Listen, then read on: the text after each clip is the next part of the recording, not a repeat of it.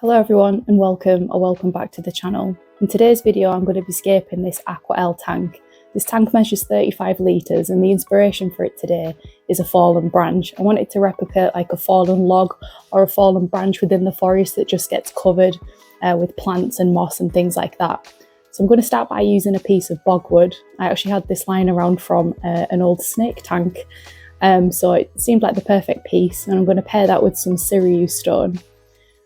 So to start with, I'm just going to lay a little bit of sand down on the base of the aquarium. It's just to stop the wood and the rock essentially just putting pressure points on the glass. This just kind of gives it something to sit on, and then I can just play around with the hardscape and find a layout that I'm happy with.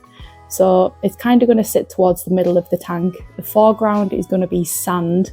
I think ideally if I was going to be doing a fallen log in a forest, it would have been a carpet, but this is going to be a very, very low-tech setup and you'll see why.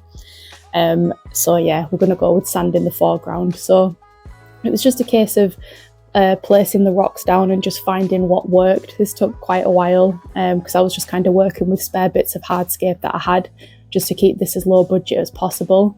This tank actually isn't for me. This tank is for my mum, and you'll see the most amazing fish at the end of the video, so stay tuned. So yeah, this was just a case of just laying bits of Sirius stone down. I wanted to build it up higher on one side, so it was kind of like on a tilt and on an angle. And then once I was kind of happy with that, I just glued everything into position because firstly, this tank was going to have to be transported in the car, and secondly, it just makes maintenance a lot easier.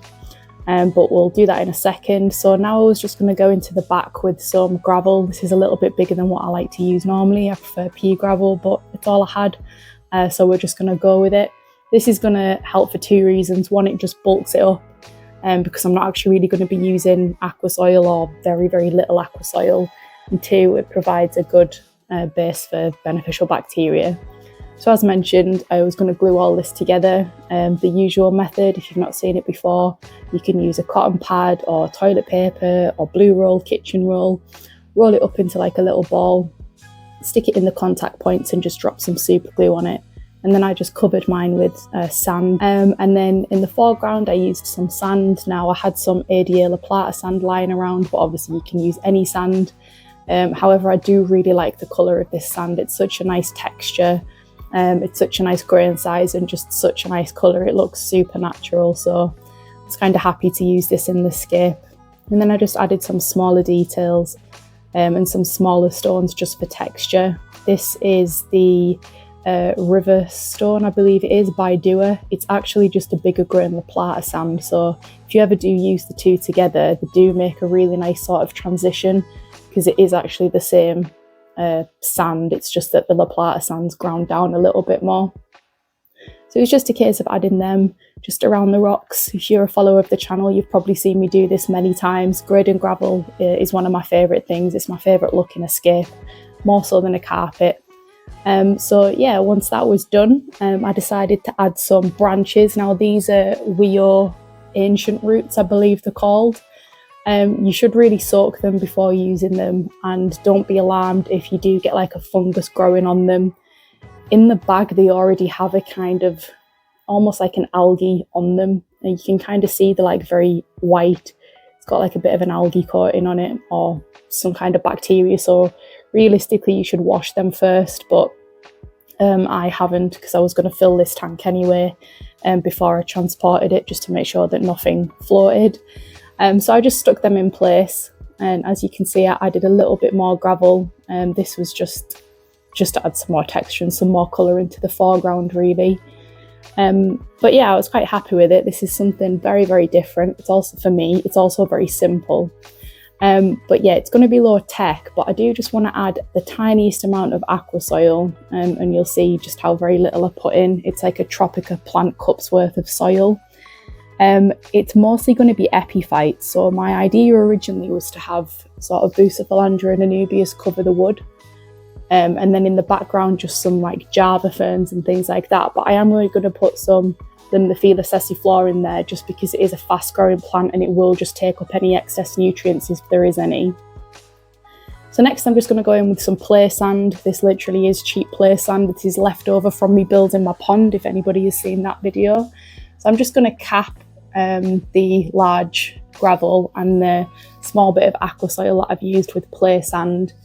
And then I'm pretty much just going to plant into that, but that's just going to keep this nutrient layer, this very, very fine nutrient layer, locked down and hopefully stop any of the sand, soil rolling into the foreground.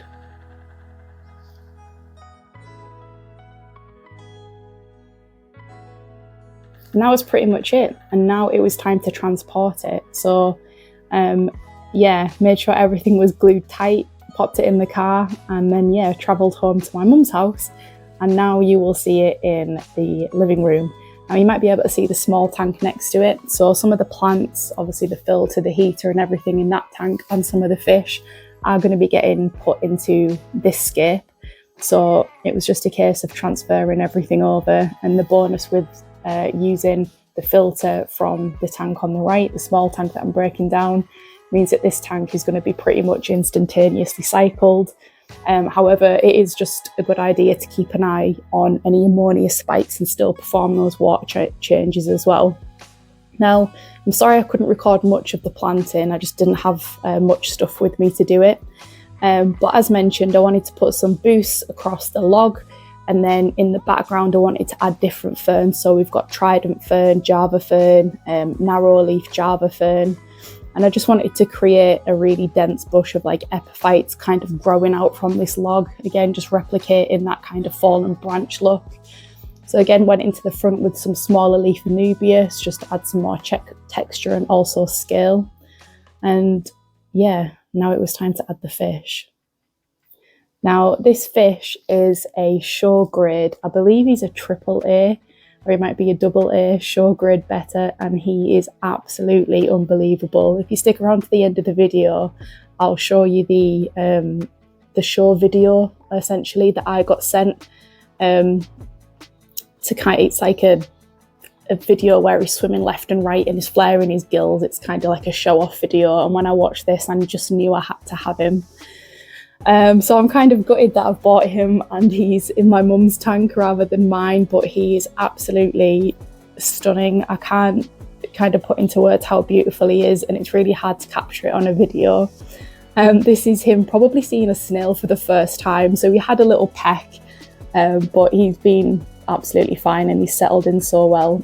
He's living in there currently with some chili rasboras and some emerald rasboras, and he's been absolutely fine. I did kind of expect him to be aggressive just because he's kind of been a show better and he's kind of just been trained to be constantly flaring his gills and seeming aggressive, I guess.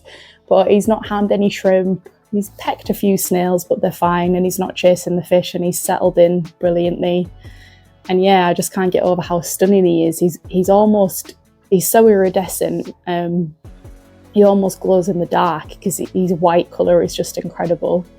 So yeah, we're all pretty made up with him. He's a really beautiful fish. I got him from Horizon Aquatics in the UK. They had a shipment of the most amazing show grade bettas.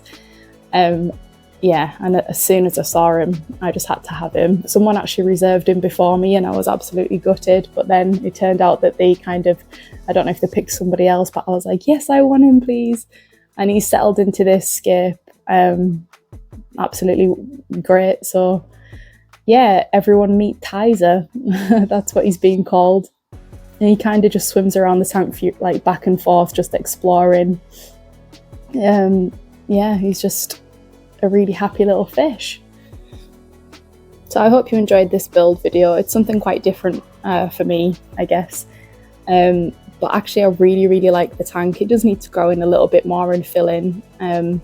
But it's certainly what I had in my head is this is what I imagined. So yeah, thank you for watching, guys, and I will see you on the next one. Take care.